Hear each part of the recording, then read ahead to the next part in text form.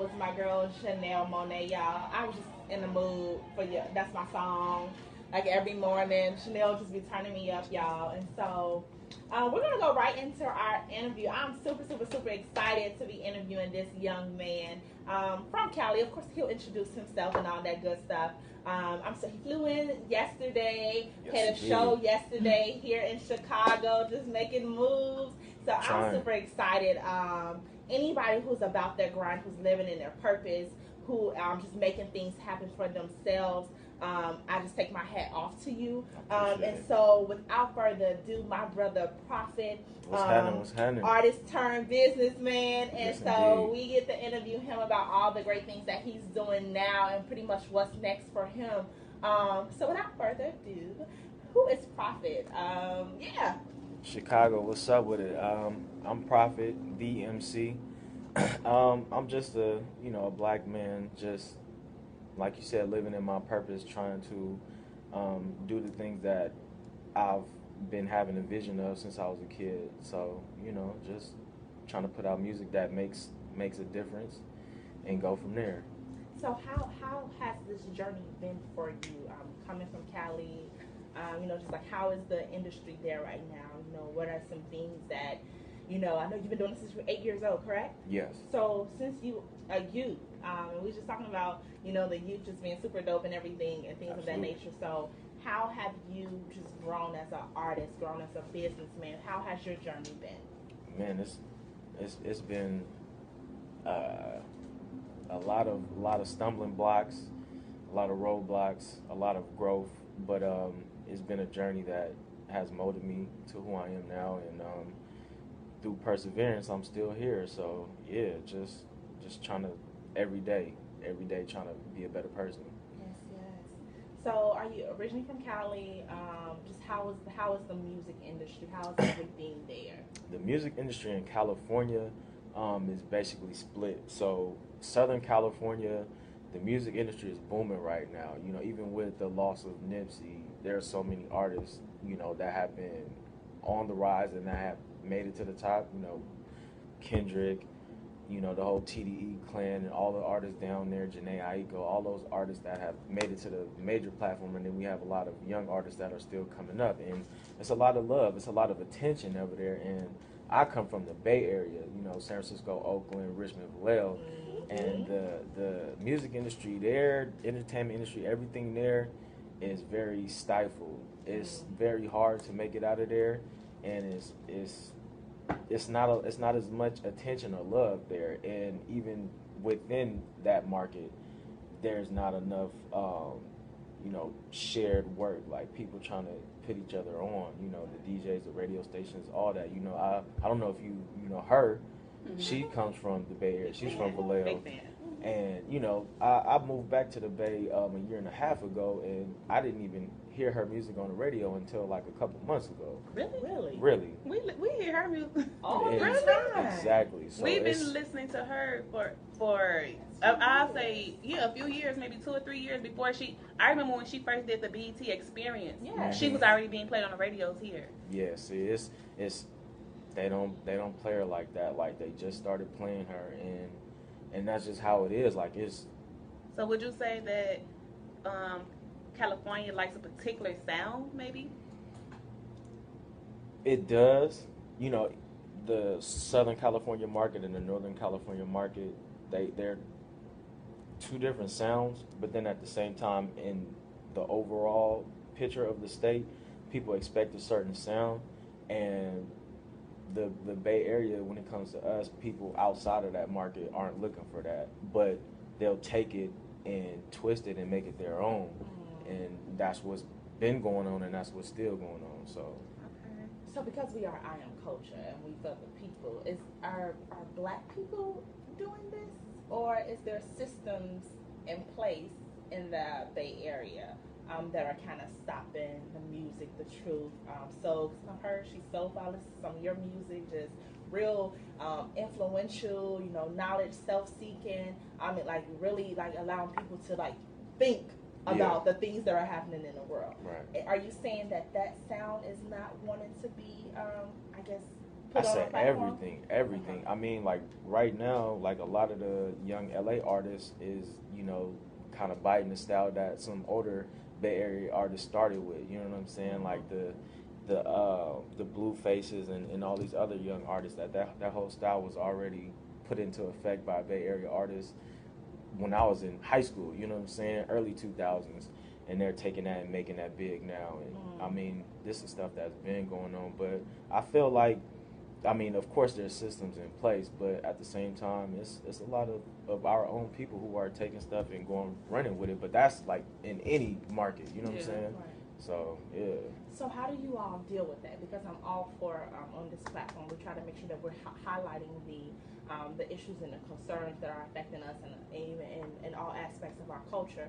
But then how do we be the change agent in these systematic things that are in a sense oppressing the things that we're trying to do? I think, well, in this day and age, what we are blessed with is social media and just the fact that you can't control the internet. You know what I'm saying? If you put something out, it can go viral, and nobody, you can't suppress that. You know what I'm saying? They were trying to do the internet blocking act thing, but that still hasn't passed through. So I mean, it's still, freedom of speech, and people can put out there and reach the masses. So I guess you just gotta, keep pushing, keep using every platform that you have to get that message out and go from there. Are there any things that I guess some artists, because I know you're probably not the only one who sees this, who see what's going on. Are there any artists, like you all like decided to come together? Like, what are some things again that are being put in place in order to say, like, okay, we want to be heard. Like this is our authentic. Like for you to just say that her was not being played, that's a problem. Because like I said, we've been listening to her for years. Right. And so, what are the things? Because again, you're not the only artist that's seeing this. What are some things that are now happening in order to change that? As far as myself, within the Bay Area, I haven't really locked in with a lot of the artists, but I do have artists on my label, Music and Me Records, that, you know what I'm saying, that work with me, and then artists outside of that who I just work with for the fact that they're a good artist, that I'm connected with across the United States and abroad. The artist I work with, her name is H.E.R. Soul. She's an R&B artist. She's from New York City, Harlem, Bronx. We do a lot of things together. We're working together. I'm trying to add her to some of the tour dates that I'm doing on the East Coast later in the year.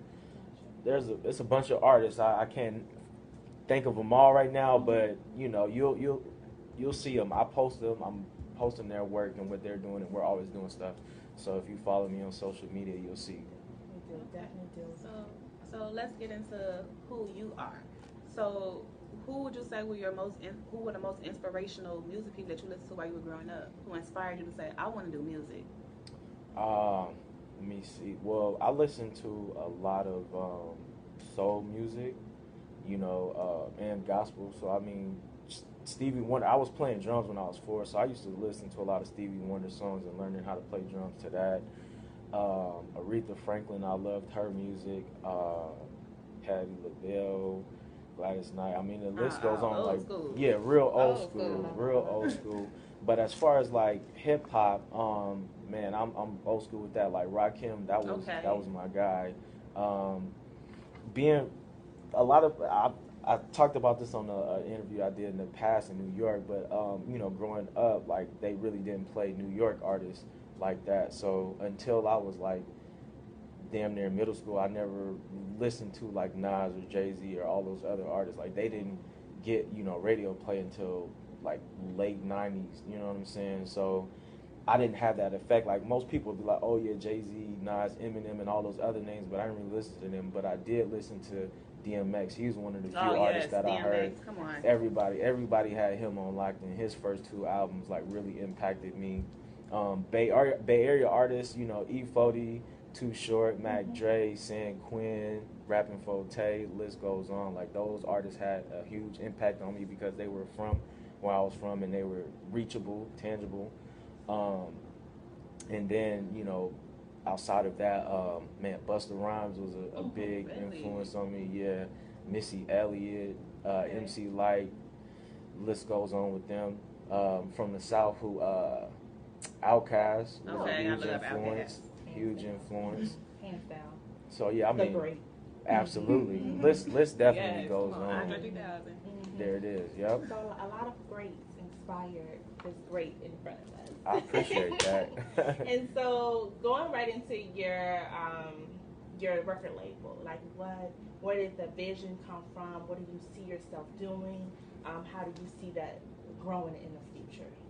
The record label, Music in Me Records, came from basically, doing music at an early age and putting out that music. I encountered, people who stole my music and used it in a way that I didn't permit. So, man, that's, your creation is your baby. So that hurt me.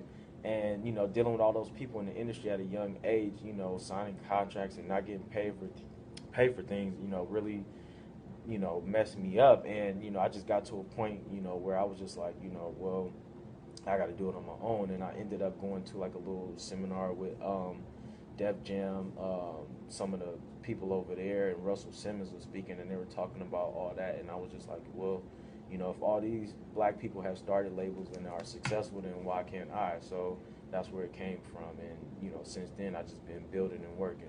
Absolutely. So do you have a certain type of style that you're looking for? What are some of the things that you're looking for when you're looking to partner with and bring people onto your label? I love all music. Like, literally, there's not one genre of music where there isn't an artist or a song that I don't like. So when it comes to what I'm looking for in artists, I just look for just genuine people who love what they do and put their heart into what they do. And that's it. And that will transcend through all markets and all walks of life. You know what I'm saying? Music is a universal language. So if it's good, it's going to be felt. That's right. I agree with that. So another thing that we talk about on this platform, and this has kind of been the back and forth, a lot of my other co-hosts are not here today, but we always go back and forth about how we feel as though as artists, should artists have a more influence in what's happening right now in politics and things of that nature? Should artists be using their platform to be the change agent, to advocate for the things that are happening in our community? So how do you feel about that? Kind of, sort of. I think we have to be careful with that because, when we deal with people who have a large platform and their intentions and their egos, those things can, really impact, because they have a large platform, it can impact the people. So, if they don't have the right intentions, or, they got things going on where, it's not really positive, then that affects it. Like, look at a Kodak Black, even though he's very, misunderstood, he still has a large platform and he's using that to his detriment. Yeah. And I mean, what can you do? But we shouldn't expect people who have these platforms to be, the voice for everybody all the time. So we just have to be careful with that. I feel like we do, but we're not in that era where everybody's like, have positive intentions, right, and want to give the people the information to better themselves. Right. So yeah. Well, with everything going on, do you feel as though we need to, because we're talking about the things that are affecting us as a people, as a black community, both in Africa and here in America. What do you see the trajectory? Because we had the opportunity to interview Dr. Umar Johnson a few weeks ago, and one of the things that he stated, and it kind of stuck with me, and me and my team, and we've just been kind of having those conversations. He said if black people don't begin to come together and unify together and be our own, pretty much our resources, and create our education system for ourselves, to create all of these things for ourselves, to take back our culture, we will be extinct as a race within the next 40 to 60 years. And I was like, wait, what? Extinct? What you talking about? Black people not going to be here no more? Like, and I told him, like, we're going to definitely have that conversation, but how do you feel about, like, do you feel like that there's some truth to that? Do you feel that as a race, as a people, that with the conditions, the state of Black America is not where it needs to be right now?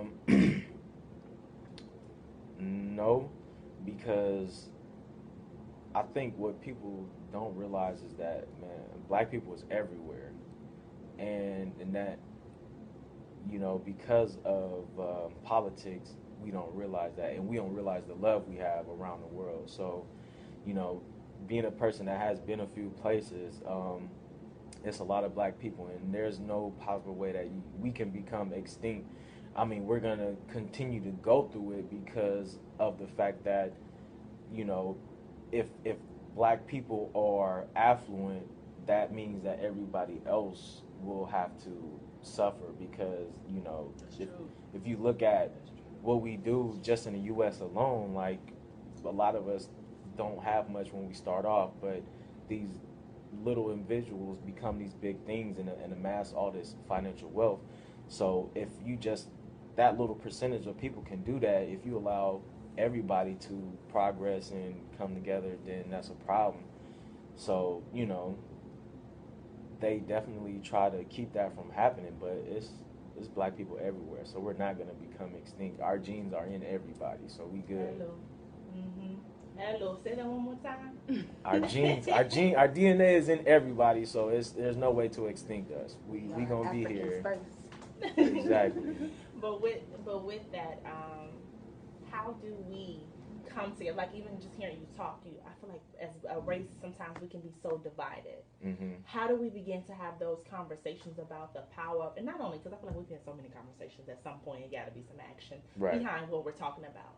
How do we begin? What would you say are some of the things that is needed to build back trust in our communities, to build back, even what you're saying, somebody used your music and not knowing, or they were just able to use and profit off of it.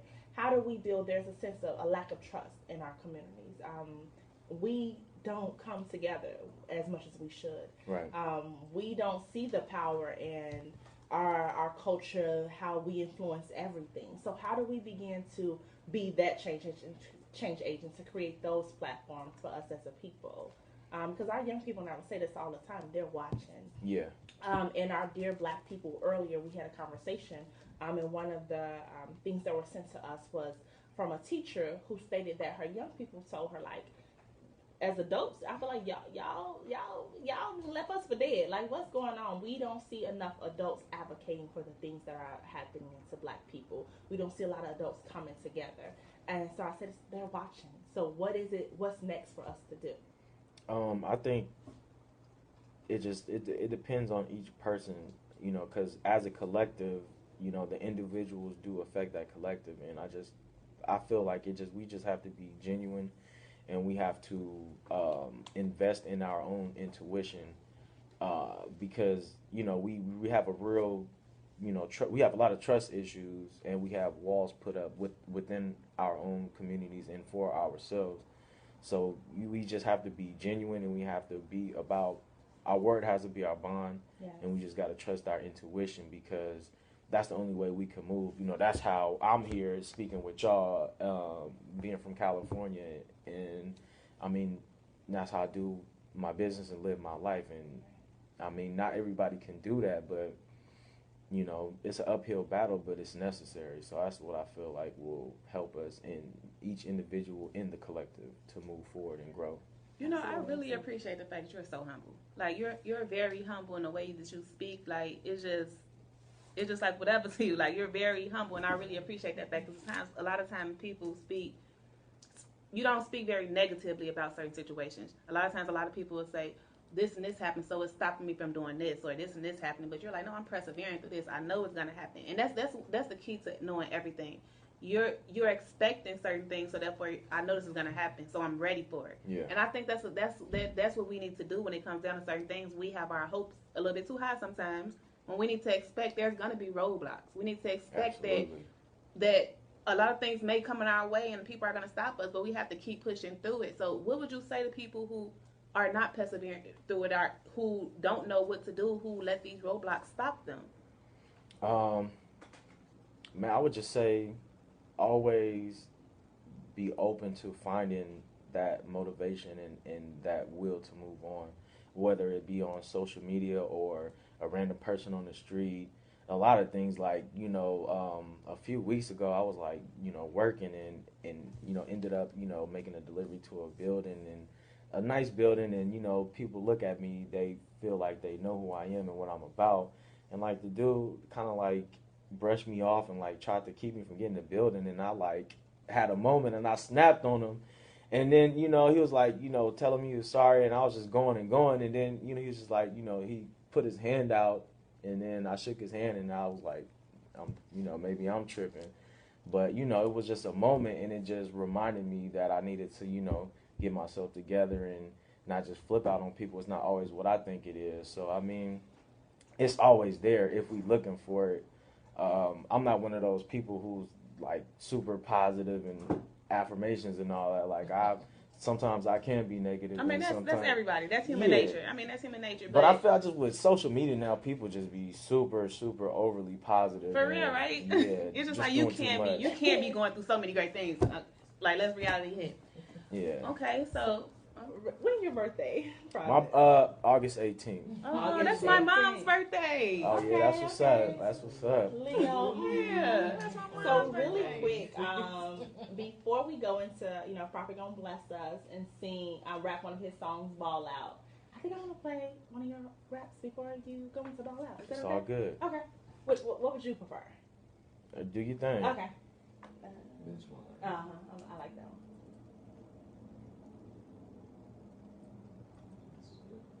How was the show yesterday? Packed out. A lot of love, a lot of big names in the building. Didn't expect that, and a lot of great energy, a lot of positivity. So always gonna get that open. Made a lot of connections. Yeah. Baseline, that's the home turf. Is this it? This is on? Oh, okay. Yeah, so we get.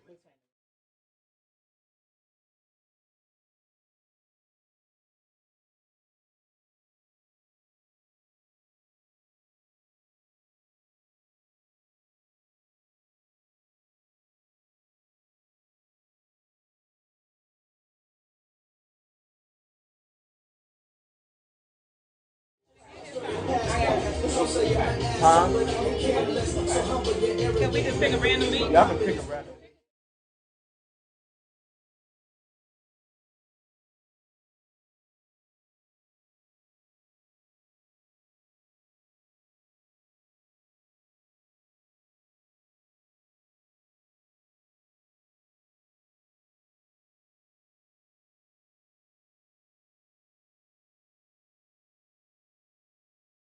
I'm just like,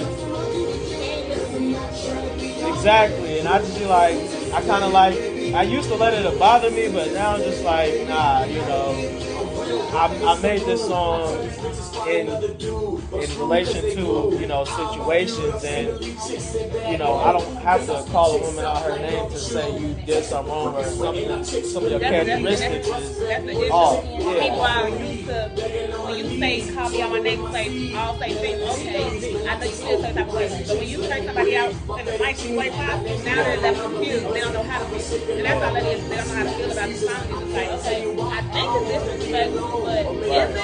Right. But you just speaking your truth. You speaking how, from your perspective, this is how I feel. You're not saying, oh, you're this. No, I'm speaking on my experience and how I feel is different. A lot of people don't understand music. I'm still in the air. Oh, wow, okay. Yeah.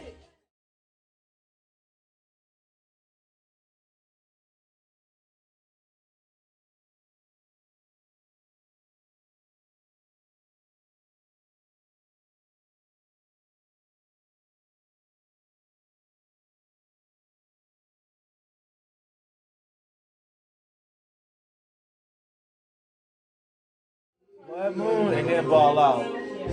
Ball Out. Blood Moon.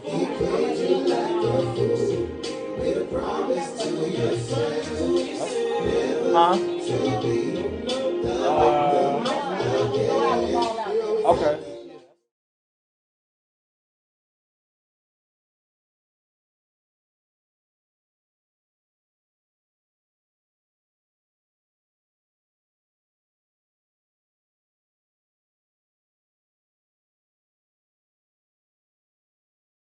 it's an artist that I work with. His name is Romano Ivory. He's from the island. He's good. He sound like he sound like what is his name? He's a soulful singer. I can't think of his name right now.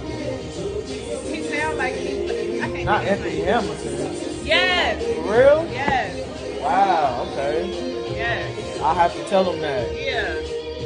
Like, I mean, a little brush over, little boy coolescence, but he got that feel of an Anthony Hamilton. Yeah. And this song in particular, yeah. A lot of people said they got from the bridge, like a lot of Boyz II Men feel. Really? Yeah. Where they from? Just, I don't like East Coast people, but like just off of the harmony, you know what I'm saying? Because he harmonized all four by himself. That's why he made me feel like it was an Anthony Hamilton thing, because that's what he did. Yeah, okay. I didn't know he did that. Yeah, but when you listen to his voice, he got Anthony Hamilton that man. Okay? Nah, it's all. I feel you. He does a lot of different ranges, and like he really carries his melody through the song. But think about it. It always sounds like it's more than one person singing the song. Yeah. It always do. Anytime Anthony Hamilton, especially on his chorus, it would be like, right. You got a choir in the back. I never like specifically thought about that though, but. Are we ready? Yes. So really quick, that was Statistic by my brother Profit in the building. Indeed. So Profit is gonna freestyle for us, you guys. I'm super excited. He's about to bring this heat. For one of my favorite beats. I'm just gonna go ahead and let it play. Yeah, go ahead. We just gonna go with it. Check. I'm super. He ready, y'all. He ready. Disclaimer, I'm not a freestyle artist, but, we're going to go ahead and see what comes out. This is definitely an artist that inspired me. This is a great artist right here. Shout out to Philly.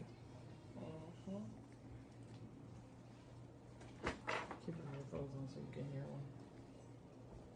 I can feel it in the air. A shift is coming. We come from nothing to the top. I'm taking it. Profhit. You see me like a breeze in the wind. I can feel a hate. I feel your intentions. I think I'm the one to do what those before me had intended to. Okay. California in the building. It's just the reason. I think it's the season. I think my ancestors is watching over me. They blessing me. They teaching me the things I need to know. The voices in the wind. I'm trying to win. I can't lose. But if I fail, I choose to inspire those by my actions to persevere. All the BS is in my rear view mirror. When I look at the man I am, I gotta find ways to be better. We gotta do this together, 'cause I won't stop when the beat drop. And then I float like this, freestyle off the top of the head. I can't be another statistic. I'm on the mission to take my people to the top. Yeah. Okay. I think that's all I got. Okay. I didn't know if I could cuss or not, so I was like trying not to cuss. You keep it playing it safe. Yep. Okay. That was nice though. That was nice. That was nice, especially off that beat. That was nice. Man, he was in here just zoning. I saw you zoning. I tried to. I tried to. I love it. So, Profit, how can everybody keep in contact with you? Can you give us all your social media platforms? What's next for Profit? All that good stuff. Are you performing today? Like, what's up? Let me see. Tonight I'm going to an event somebody sent to me. Let me get that out. But my social media for my personal account on Instagram is DMC. So THEE.EMC. My record company Instagram is music_in_me_CEO. You can go to my website, www.thee-emcee.com, and you can find everything there, and it'll have like a news feed and all that to keep you updated. And that's pretty much it. Let me get this event for you. One of the events that I'll be at. is a spoken word / poetry event. Okay, that's On the north side or the south side? I'm not sure what side Okay. it's on, but So we once you going. say the address, we'll know. Yeah, I know. Once So you I see can the let the address, listeners know if you're in Chicago, because we are worldwide, so we don't only have followers in Chicago, but if you're in Chicago, we'll be able to tell you what area Just that's in. one quick question, because Yes. I know a lot of people want to know before why you're looking for that. Tell us about Nipsey. How do you feel? How did you feel when he died? Like, how did it affect you? oh man, I was hurt. I was hurt because I've been rocking with Nipsey for a long time, like a long time. And before I was like really into his music, I was into his acting career. Mm-hmm. And you know, in California, we got all the hood movies, so it's like all the straight to DVDs and stuff. You know what I'm saying? Like straight, like Three Strikes. Movies. You know what I'm saying? Like stuff like that. So he was in a lot of movies like that. He had a movie with Ving Rhames that was real dope. He played his son, and like he had a brother and Ving Rhames was like a dad in jail, and then had two sons that didn't know they were sons, and then the brothers was like beefing with each other and trying to kill each other, and he found out they was both his sons. It was a dope movie, but yeah, he had a really good acting career. And then I got into his music, and then, you know, Victory Lap was just like, Yes. man, classic, and it really got Hustle me and through. motivate. Really got me through, and it's keeping me going. And, you know, just to see, you know, his start and where he got to, and then for that to happen just really hurt, you know what I'm saying? So, you know, still recovering from it, but, you know, just to see the love outpouring from everybody around the world is what, you know, lets us know that it wasn't in vain. No, it wasn't. All we do is rock Nipsey Blue. Exactly. Really, so we're gonna thank you, Profhit, just for I rocking appreciate with y'all us today. for letting me come here. I really do. Wouldn't have had it any other way. Absolutely. We're gonna go ahead and close out with the song that you performed yesterday at Baseline. All right. Ball Out. So yeah.